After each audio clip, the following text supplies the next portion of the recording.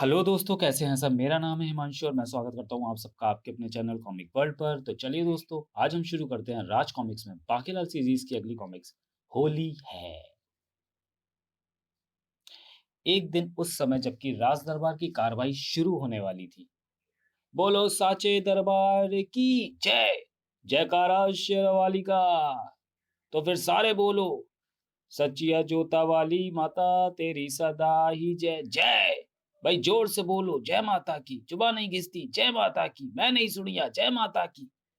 आगे वाले बोलो जय माता की, पीछे वाले बोलो जय माता की। पत्थर भी बोले जय माता की, महारानी भी बोले जय माता की, महाराज भी बोले जय माता की, महामंत्री भी बोले जय माता की, सेनापति भी बोले जय माता की, प्रधान प्रबंध मंत्री भी बोले जय माता की, राजपुरोहित भी बोले जय माता की, खोजा भी बोले अइले जय माता की, हाय हाय।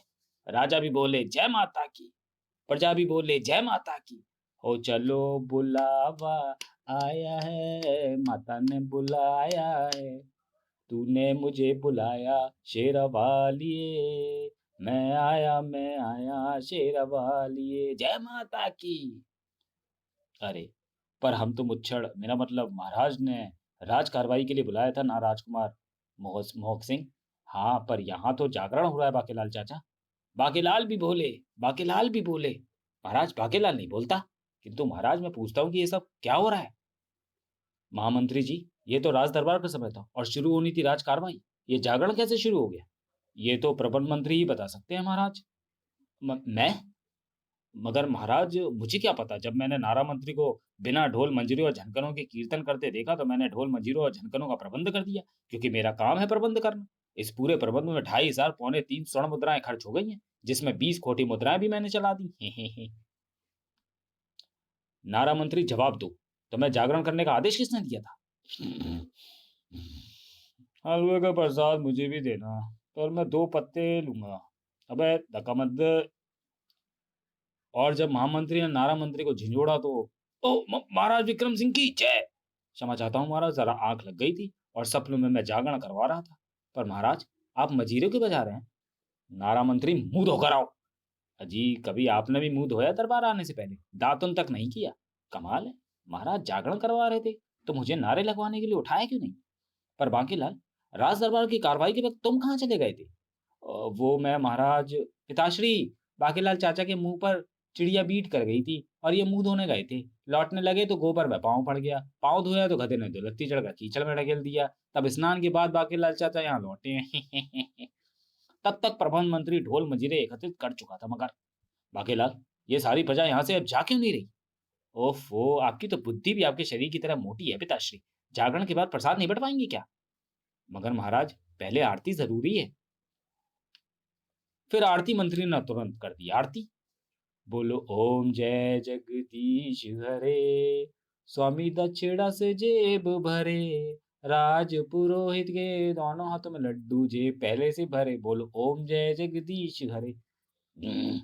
महाराज, जरा सांस धीरे लीजिए, कहीं बांके लाल जी आपकी तोन से टकराकर हलवे की कढ़ाई में ना गिर जाएं। अब इतने भी तिनके नहीं है बाके चाचा। इसके बाद बटा प्रसाद। आह, क्या स्वादिष्ट हलवा है बाकीलाल, मेरे लिए एक पत्ता और लाना। पहले मैं अपने लिए तो ले लूं, मोटे मुच्छड़ कहीं के। यम यम यम। और सब, तब सबके जाने के बाद, उफ, कितना गंध मच गया है राज दरबार में। महाराज की जय हो। सफाई मंत्री हाजिर है महाराज। ए, जल्दी करो, कूड़ा उठाओ। अरे, मुझे क्यों पकड़ रहे हो? सफाई मंत्री नहीं तो कूड़ा उठा के ले जाने को कहा है। पर मैंने यहाँ फैले पड़े कूड़े पत्ते उठाने को कहा है, सफाई कर्मचारी। ओ, और हम समझे कूड़ा उठाना है। आरंभ होने को ही थी दरबार की कार्रवाई की तभी, जरा रुकिए महाराज। अरे वाह, मोटा गधा सिंहासन पर बैठा, ढैंचू ढैंचू ढैंचू। क्या बात है राजधोबी, तुम अपने गधे सहित राज दरबार में क्यों चले आए? तो और क्या करूं, संभालिए अपने गंदे वस्त्र। मैंने अब नहीं धोने का। मैं भी नहीं ढोने का। पर बात क्या है? राजमहल के घोड़ों को चने का भोजन मिलता है, हाथियों को मीठे गन्ने, पर मेरे गधे को खूब मेहनत मशक्कत के बाद मिलती है सूखी घास। यह अन्याय है। और नहीं तो क्या, मैं क्या काम नहीं करता? आदमी की तरह मेहनत करता हूँ, तानाशाही नहीं चलेगी मोटा मुच्चड़। हाय हाय, ढैंचू ढैंचू। महाराज, राजधोबी सच कह रहा है। ऐसी बदबूदार चड्डी धोना तो गधे के बस का रोग नहीं। और बाकेलाल चाचा, आपका ये कच्छा देखकर गधा भी शर्म से पानी पानी हो जाता होगा।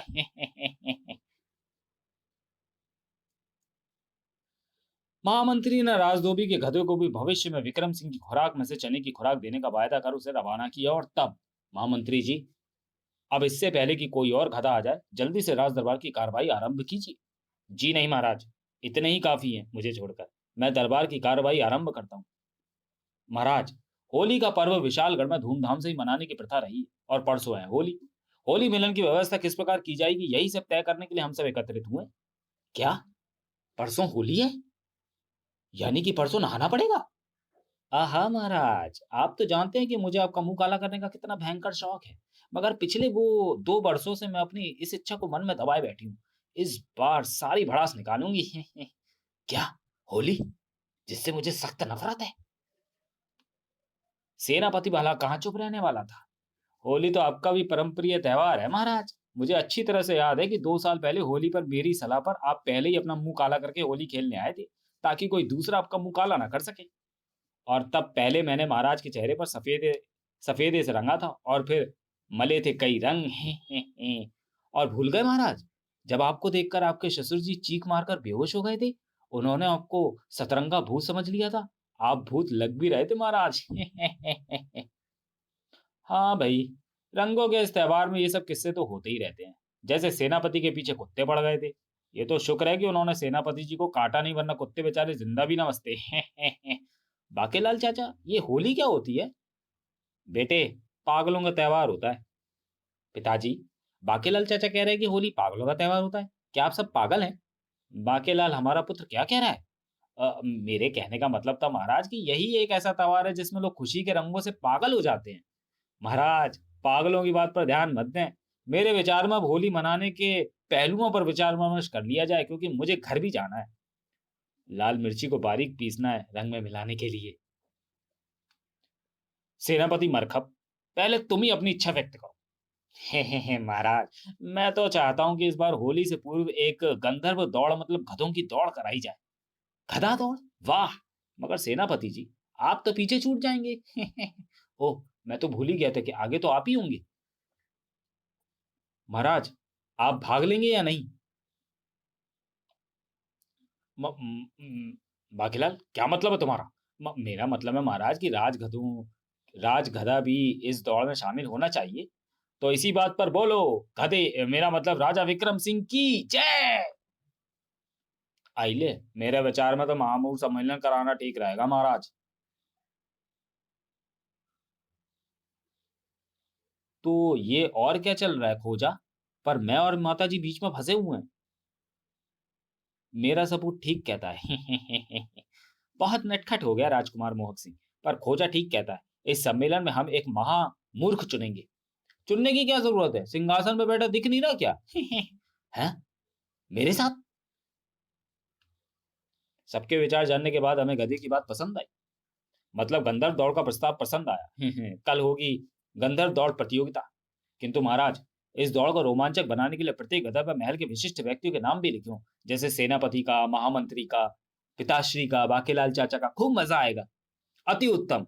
पर उसमें बस एक मोटा गधा ढूंढने की दिक्कत आएगी हमारे मुच्छड़ के लिए। महारानी जी, पर मैं सभी तरह के गधों का प्रबंध कर दूंगा, और एक गधी का भी। ये भी मंजूर किया जाता है, क्योंकि होली पर सब कुछ जायज है। कहावत है कि बुरा ना मानो होली है। कल मुझे भी कुछ ऐसा सोचना होगा जिससे कि मैं इस होली पर सतरंगा भूत बनने से बच जाऊं। बाकीलाल चाचा, होली पर मुझसे बचकर रहना। तो बोलो, मेरे मरे हुए बाप की जय। अगले दिन भारी हंगामे व शोरगुल के बीच आरंभ हुई गंधर्व दौड़ प्रतियोगिता। राजा विक्रम सिंह, बाकेलाल, सेनापति, महामंत्री, प्रबंध मंत्री, नारा मंत्री, आरती मंत्री, शकुन अपशकुन मंत्री, सफाई मंत्री, अस्तबल मंत्री, राजगुरु, राजहज्जाम, राजधोबी, खोजा, सभी गधे इस दौड़ में शामिल हैं। आखिर आप सब अपने असली रूप में आ ही गए। इनमें सबसे खूबसूरत गधे विक्रम सिंह और बाकेलाल ही लग रहे हैं। महारानी जी, गधी आपकी तरह सुंदर है ना? आप ठीक कहते हैं प्रबंध मंत्री। मुच्छड़ भाई मुच्छड़, डैचू डैचू डैचू, सबके कान खैचू, सबका बजा दूं बाजा, क्योंकि मैं हूँ राजा। हाय नी, मैं मर नहीं जावा, असली रानी तो मेरे आगे पानी भी नहीं भर रही। डैचू डैचू, ओ मन चली कहाँ चली, देख देख, देख मुझसे ना शर्मा, हो मैं एक भंवरा और तू कली।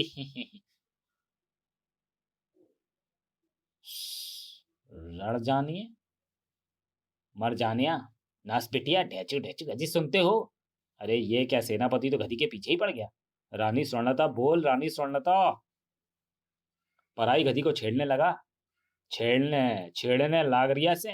वो वो भी मेरी स्वर्णलता को। सेनापति तू बाज आजा। बुरी नजर वाले तेरा मुंह काला, अब मैं जीतूंगा दौड़। अरे रे, बाकेलाल के बच्चे तू रोमांची कर रहा है। मुझे अड़ंगी क्यों मार रहा है? डैचू डैचू, अड़ंगी कहाँ लगा रहा हूँ मोटे मुच्छड़, मैं तो अड़ंगा लगा रहा हूँ तेरी टांग तोड़ने के लिए। विजयी रहा विक्रम सिंह नाम का गधा, और तब मुबारक हो महाराज, गधों की दौड़ में विजयी हुए। मुबारक मुबारक। बाकीलाल होश की बात करो, विजयी हमारे नाम वाला गधा हुआ है। एक ही तो बात है। और महाराज, बाकीलाल नाम का ये गधा बिल्कुल फिसड्डी निकला। क्या?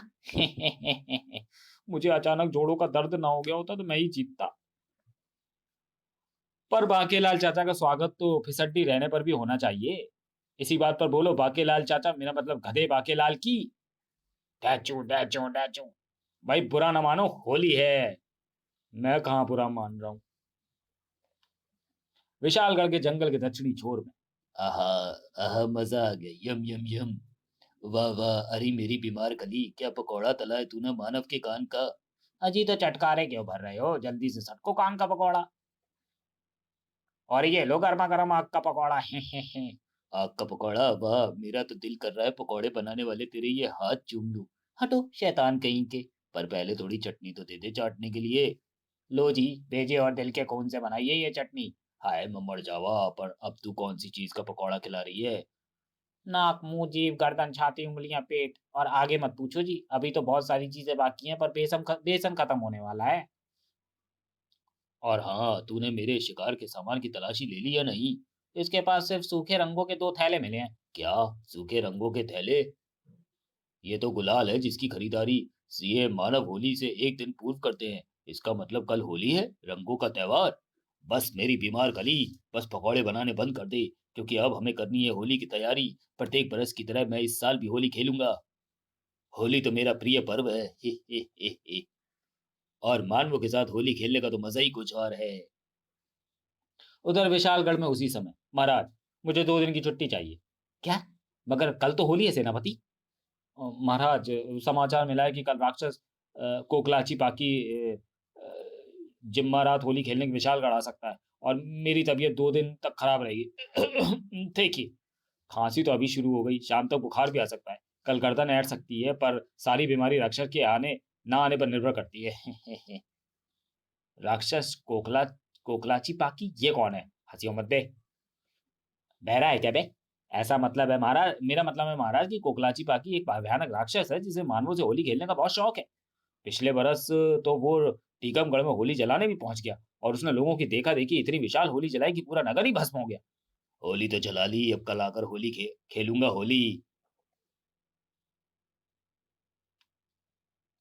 क्या बताऊं महाराज, उसके बाद उसने ऐसी होली खेली कि बचे कुचे लोग भी रगड़े गए। अच्छा चलता हूँ, नमस्ते। अरे मगर सुनो तो सेनापति, अभी तो तुमने पक्के रंग लाने के लिए फूलों की घाटी जाना है। वहां बाकेलाल चला जाएगा, क्योंकि सुना है वह राक्षस भी वहीं से पक्के रंग लेकर आता है। नमस्ते भाई, नमस्ते। अब तो तुम्हें ही जाना होगा बाकेलाल। मुझे? बाकेलाल चाचा, आपको डर लग रहा है तो मैं चलता हूँ। देखा बाकेलाल, मेरा पुत्र कितना बहादुर है। आखिर भतीजा किसका है महाराज? बाकेलाल चाचा की कच्ची करने के लिए मैंने ऐसा कहा, ताकि बाकेलाल चाचा ही इस काम के लिए जाएं। और इस प्रकार बाकेलाल चल पड़ा फूलों की घाटी की ओर। ओह, घोड़ा इस बार भी वही है, पर आज तो ये बड़ी शरीफताई से पेश आ रहा है, लगता है इसे अकल आ गई है। बाकेलाल जी नमस्ते, पहचाना मुझे? मैं वही घोड़ा हूँ। चलते समय तो यही सोचा था कि इस बार एक बार भी नहीं गिराऊंगा, और सचमुच नहीं गिराऊंगा, क्योंकि इस समय मैं रथ से जुड़ा हूँ। गिरूंगा तो चोट मुझे भी लगेगी। हैं। घोड़े के बारे में जानने के लिए पढ़ें सत्यानाशी का फूल और जन्मदिन नामक कॉमिक। इसमें घोड़े ने बहुत मजे किए, और ये दोनों ही कॉमिक्स चैनल पे अपलोड है। बाकीलाल की प्लेलिस्ट में आपको ये कॉमिक्स मिल जाएंगी। तो चलिए दोस्तों, वीडियो का यही समाप्त करते हैं, और मिलते हैं होली है कि दूसरे भाग और अंतिम भाग में अगले वीडियो में। तब तक के लिए धन्यवाद।